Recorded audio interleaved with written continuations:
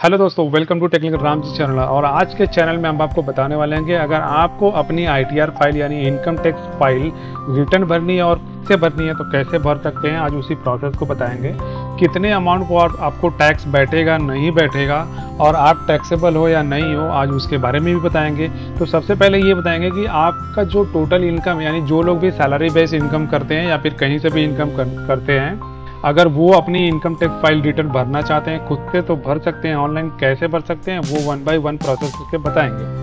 तो सबसे पहले आपको चेक करना है कि आप जो पूरे एक साल में जितना भी आप कमा रहे हो वो आपको टैक्सेबल है या नहीं है। तो उसको चेक करने के लिए आपको क्या करना होगा, इनकम टैक्स की साइट पर जाना होगा। तो आप कोई भी ब्राउज़र ओपन कर लो, चाहे गूगल क्रोम या माइक्रोसॉफ्ट एज, वहाँ पे टाइप कर लो आप www.incometax.gov.in। जैसे ही इस साइट के ऊपर जाएंगे तो आपको लेफ्ट साइड में आप लोग ये देख लो, सबसे पहले आपको यहाँ पे दिखेगा home, then individual and company name वगैरह वगैरह बहुत सारे। बट जो यहाँ पे आपको ये क्विक लिंक का ऑप्शन दिख रहा है, तो यहाँ पे क्या करना है, क्विक लिंक वाले लाइन में आपको स्क्रॉल करके नीचे जाना है। जैसे ही नीचे जाएंगे तो यहाँ पे लिखा हुआ है, ये देखिए, ये जो लिखा हुआ है income tax calculator. Income tax calculator को जैसे ही आप क्लिक करेंगे, क्लिक करते ही एक कैलकुलेटर खुल जाएगा आपको। तो यहाँ से आप अपना चेक कर सकते हो कि आपको कितना टैक्स बैठ रहा है या नहीं बैठ रहा है। तो जैसे आप यहाँ देख रहे हो, पहले दिया असेसमेंट ईयर 24-25, उसके बाद में टैक्स पेयर की कैटेगरी क्या है, इंडिविजुअल है। अगर अलग से कोई फॉर्म है LLP है तो वो भी चेक कर सकते हैं, पर फिलहाल तो इंडिविजुअल के लिए चेक करना है तो इंडिविजुअल सेलेक्टेड ही है। रेसिडेंट है, रेसिडेंट। यहाँ पे एज गैप का जो टाइम दिया हुआ है, बिलो 60 ईयर्स हैं या 60 to 79 है, 18 है, जैसा आप डालेंगे वैसा आपको। तो दूसरा जो आप यहाँ नीचे देख रहे हो, यहाँ पे ऑप्शन दिख रहा है टोटल इनकम। तो आपने एक साल में टोटल कितना इनकम कमाया। अब अराउंड सबका अलग अलग होता है, कोई 2 लाख कमाता है, कोई 1 लाख, कोई 5 लाख, कोई 10 लाख, कोई 20 लाख, 50 लाख, 1 करोड़। तो जैसे भी आपकी इनकम होगी आपको यहाँ पे टाइप करना। अभी सपोज कि आप अगर इनकम कर रहे हो 5 लाख रुपए, तो जैसे ही यहाँ पे आप 5 लाख रुपए डालोगे तो राइट साइड में यहाँ पे देख लो टोटल एनुअल इनकम आ गई 5 लाख। और नीचे जो आपको टैक्स अमाउंट ये बोल रहा है, as for old tax regime 0 and new tax regime 0। But इसमें कैटेगरी है, अगर आप 5 लाख रुपए पे डाल रहे हो तो आपको इन्वेस्टमेंट भी दिखानी पड़ती है भाई। लेकिन जो न्यू टैक्स रिजीम का ऑप्शन आया है उसमें इतना इजी कर दिया है कि आपको 7 लाख रुपए तक कोई भी टैक्स देना नहीं पड़ता है। आप ये देखो, मैंने टोटल एनुअल इनकम डाल दी 7 लाख रुपए, तो मुझे ओल्ड के हिसाब से मुझे 54,600 टैक्स भरना है। बट जो न्यू टैक्स रिजीम है इसके थ्रू मुझे 0 भरना है। तो आज इसी के ऊपर हम इनकम टैक्स रिटर्न फाइल भरने वाले हैं। अगर आप नील फाइल रिटर्न करना चाहते हो तो नील भी रिटर्न कर सकते हो। जैसे कि मैं रोज काम करता हूँ या कोई सर्विस का काम कर रहा हूँ और महीने में मैं 25 से 30 हज़ार या 40 हज़ार भी कमा लेता हूँ, तो मेरी टैक्स तो कोई नहीं हुई। लेकिन होता है कि जब फ्यूचर में हम घर लेने या और किसी काम से हम काम स्टार्ट करना चाहते हैं तो हर जो कंपनी या बैंक है वो हमें फॉर्म 16 मांगती है। यानी कि फॉर्म 16 दैट मीन्स कि आपने इनकम टैक्स रिटर्न फाइल भरी है कि नहीं भरी है। तो हर जगह जब भी आपको लोन की ज़रूरत होगी तो ये इनकम टैक्स फाइल रिटर्न की ज़रूरत पड़ती है, जो बहुत ही इंपॉर्टेंट है। तो सबसे पहले क्या करना होगा, आप यहाँ पे अपना अमाउंट डालिए, खुद का चेक कीजिए कि आप टैक्सेबल हो नहीं हो, उसके बाद से आप प्रोसेस करो। तो आप लॉगिन, यहाँ पे जो लॉगिन का ऑप्शन दिख रहा है, लॉगिन पे क्लिक करने के बाद सबसे पहले यहाँ पे आता है आपका लॉगिन यूजर आईडी। तो जितने भी यूजर है सबका जो लॉगिन यूजर आईडी होता है वो उनका पैन कार्ड नंबर ही होता है। बेसिकली तो यही रहता है सबका। तो आप अपना यहाँ पे पैन कार्ड नंबर डालिए। पैन कार्ड नंबर यहाँ पे डालने के बाद कंटिन्यू पे क्लिक कीजिए। कंटिन्यू क्लिक करने के बाद यहाँ पे कंफर्मेशन के बॉक्स को भी चेक कीजिए एंड देन तो आपका जो भी पासवर्ड होगा आप यहाँ पे टाइप करके उसको कंटिन्यू पे प्रेस कर दीजिए। तो एकदम इजी वे बता रहे हैं आपको कि न्यू रिजीम के हिसाब से कैसे आप फटाफट और फास्टली अपना टैक्स रिटर्न भर सकते हो। तो आप कुछ भी चीज़ स्किप मत करना ताकि आपको ये ना लगे कि आप कैसे। तो ये रहा, यूज़र की प्रोफाइल खुल गई है। टोटल हमें 15 मिनट का ड्यूरेशन मिलता है, उसके अंदर हमें फाइल करनी होती है। तो बॉक्स के ऊपर ही आपको दिखता है फाइल नाउ, या फिर आप यहाँ से ई फाइल के ऊपर क्लिक करके यहाँ के ऑप्शन भी सेलेक्ट करके फाइल इनकम टैक्स रिटर्न यहाँ भी जा सकते हैं। तो हम यहीं से जाते हैं, फाइल नाउ पे क्लिक कीजिए। जैसे हम फाइल नाउ पे क्लिक करेंगे तो यहाँ पे एक बॉक्स आ जाता है, सिलेक्ट असेसमेंट ईयर। अब असेसमेंट ईयर क्या होता है, यानी कि जिस साल के लिए आप इनकम टैक्स फाइल भर रहे हो उसकी अगली जो साल होती है वो असेसमेंट ईयर होती है, और फाइनेंशियल ईयर वो होती है जिस साल के लिए आप भर रहे हो। तो जैसे मैं अभी 2023-24 के लिए भर रहा हूँ, तो 2023-24 का जो असेसमेंट ईयर होता है वो 1 साल आगे का होता है। तो अभी असेसमेंट ईयर यहाँ पे दिखा रहा है 24-25, और मेरा फाइनेंशियल ईयर क्या हो जाएगा, यानी 23-24, यानी कि मैं अप्रैल 2023 से लेके मार्च 31 2024 तक जो फाइनेंशियल ईयर में इनकम किया उसका मैं सबमिशन असेसमेंट ईयर 2024-25 में भर रहा हूँ। तो यहाँ पे असेसमेंट ईयर डायरेक्टली आ जाता है, या फिर यहाँ पे क्लिक करेंगे तो यहाँ पे दिखाता है कि करंट असेसमेंट ईयर ये है। और अगर आपको पुराना कोई भरना है तो आपको यहाँ पे नीचे जाके सेलेक्ट करना पड़ेगा, बट हमें करंट करना है तो हम करंट के साथ जाते हैं। उसके बाद यहाँ पे आता है कि ऑफलाइन बनना है कि ऑनलाइन, तो ऑनलाइन का तरीका इतना इजी और स्मार्ट है और क्विक पे है कि हम उसके थ्रू करेंगे तो जल्दी से हो जाएगा। तो ऑनलाइन पे क्लिक कीजिए, क्लिक करते ही कंटिन्यू का बटन यहाँ पे हाईलाइट हो जाएगा। उसके बाद कंटिन्यू पे क्लिक कीजिए। कंटिन्यू के ऊपर क्लिक करते ही यहाँ पे आ जाता है, जैसे आपने अगर पहले से कोई फॉर्म भरा हुआ है तो वो आता है कि रिज्यूम करना है न्यू, तो मैं दिखाता हूँ आपको कि हमें तो न्यू करना है, तो हम न्यू के तो स्टार्ट न्यू पे क्लिक करने के बाद यहाँ पे 3 ऑप्शन आ जाते हैं, प्लीज सेलेक्ट, जैसे आता है कि इंडिविजुअल, HUF या अदर, तो हमें इंडिविजुअल से मतलब है तो हम इंडिविजुअल पे क्लिक करेंगे एंड देन कंटिन्यू। फिर यहाँ पे एक और ऑप्शन आता है, आपको कौन सा ITR बनना है, 1 2 3 4। तो बेसिकली क्या होता है, ITR 1 जो होता है वो इंडिविजुअल की होता है, यानी कि एक अकेला आदमी, चाहे वो सैलरी इनकम करता हो, चाहे दूसरे माध्यम से लाइक कोई जॉब करके या सेल्फ जॉब करके, इस तरह से छोटे मोटे काम करके जो भी।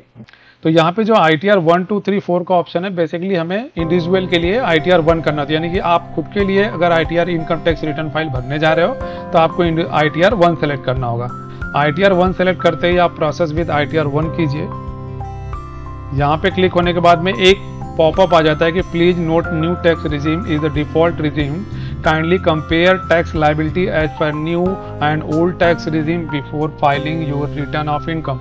जैसा कि मैंने आपको वहाँ पे दिखाया कि आपको टोटल जो इनकम टैक्स कैलकुलेटर पे आप काउंट कर रहे थे कि टोटल इनकम वर्सेस टैक्स की लायबिलिटी कितना पड़ रही है, वो आपको वहीं पे दिख रहा था। तो यहाँ पे क्लियरली मेंशन किया हुआ है कि क्या क्या है वो जो न्यू रिजीम में इन्होंने ऐड कर दिया। अगर आप ओल्ड टैक्स रिजीम लेते हो तो आपको ना मेडिकल के, आपके इन्वेस्टमेंट पॉलिसीज और भी ढेर सारी चीज़ें वो दिखानी पड़ती है, पर यहाँ पे कैसा हो गया कि उन्होंने क्लियर कर दिया कि आप अगर न्यू रिजीम करते हो तो इसके अंदर में जो HRA, LTA या कोई ATC, ATD, ATU, EG, ये सारे जितने भी टाइप्स ऑफ डिडक्शन थे यानी इन्वेस्टमेंट थे वो हमने इसमें एडेड कर दिया है, तभी तो ये 7 लाख के ऊपर आपको कोई भी टैक्सेस चार्ज अलाउ नहीं कर रहे हैं।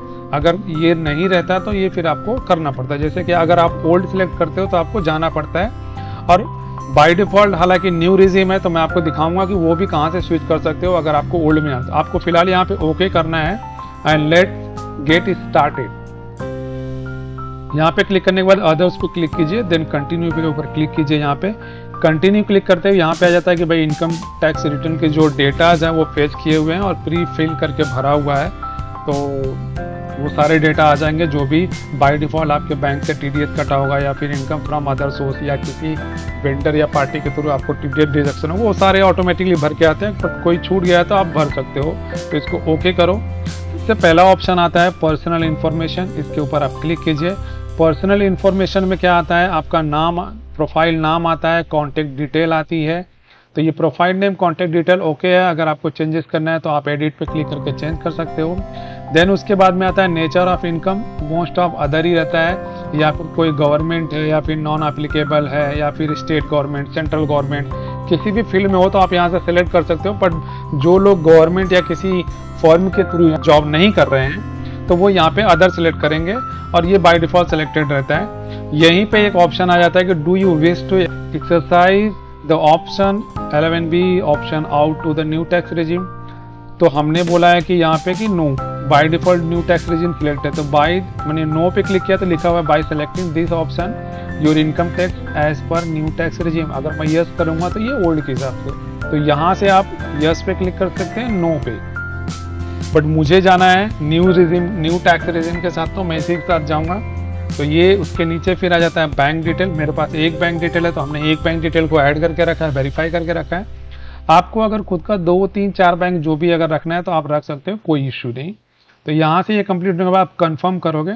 जैसे ही आप ये डिटेल कंफर्म करोगे तो आपको जो नेक्स्ट पेज आएगा वहाँ पे वो टिक करके आ जाएगा। ये देखो फर्स्ट वाला हमारा हो गया कॉलम, तो कंफर्म है, ओके। देन आ रहा है कि ग्रॉस टोटल इनकम, यानी कि साल में आपने कितना कमाया। तो जैसे ही इस बॉक्स पे क्लिक करेंगे, न्यू टैक्स रिजीम है तो यहाँ पे आपको देखने की कोई ज़रूरत नहीं है, जस्ट कंटिन्यू। कंटिन्यू करने के बाद में आपको यहाँ पे अगर कोई सैलरी बेस्ड इनकम या फिर कहीं से आप इनकम अर्न कर रहे हो आती, तो वो यहाँ पे ऑटोमेटिक प्री फिल्ड आती।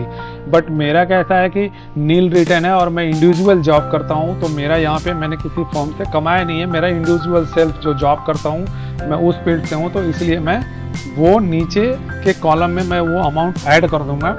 और जो मेरे बैंक वगैरह से, यानी कि जो बैंक आपको इंटरेस्ट देती है या फिर अदर फर्म से कहीं से आपको इंटरेस्ट या फिर कोई इनकम जनरेट होती है, तो ऑटोमेटिक आपके पैन नंबर क्यों लिया जाता है, उसी पैन नंबर के ऊपर यहाँ पे टैक्स डिडक्ट कर लिया जाता है।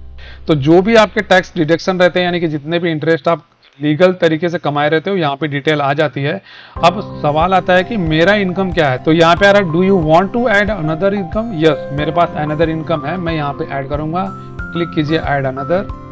ऐड अनदर पे क्लिक करते ही यहीं पे आ जाता है कि इंटरेस्ट कहाँ से आया हुआ है। यह 300 रुपया। अगर आपको और लग रहा है कहीं से आया हुआ, पोस्ट ऑफिस या फिर refund from income tax India या फिर वगैरह वगैरह, जितने भी ये ऑप्शन है एक एक करके आप पढ़ सकते हो। यहाँ पे सबसे लास्ट नीचे से आने के बाद यहाँ पे एनी अदर पे यस कीजिए। अभी मैं बोलूँगा कि मेरी भाई मुझे कितना इनकम हो, तो मुझे कितना हो गया, तो मैंने मेरे यहाँ पे 3,90,000 मेरा टोटल जो साल में मैंने फाइनेंशियल ईयर 23-24 में कमाया वो डाल दिया है। कैसे कमाया, मतलब मैंने ये self doing service, photographer and video camera and cab service ETC और भी काम है जिसे मैं करके इनकम करता हूँ।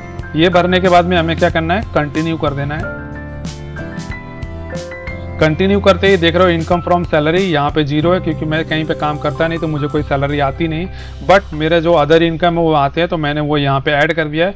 दोनों बॉक्स को चेक कर दीजिए। चेक करने के बाद मेरी जो टोटल वैल्यू कितनी आ गई, 3,90,300, क्योंकि 300 जो है मेरे बैंक से इंटरेस्ट लिया था। तो अब मैं यहाँ पे कंफर्म करूँगा, तो जैसे ही मैं कंफर्म कर दूंगा मेरा दूसरा बॉक्स भी चेक हो गया।